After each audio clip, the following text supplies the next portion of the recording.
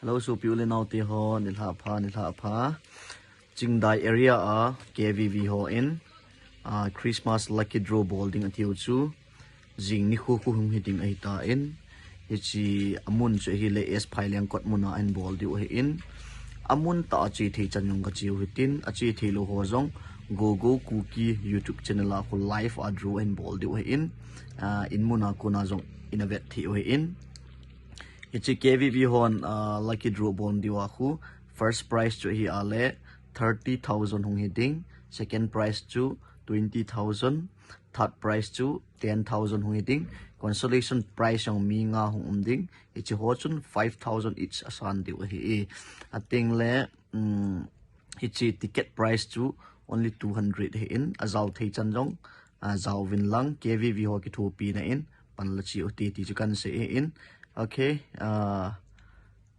ichi ham lucky draw apan lo ho zo se all the best kan bol ve ong okay jing ni khu pung som le ni le YouTube live ayong draw ki bol ding tai ti chu kan he so he ong ayong le long thank you over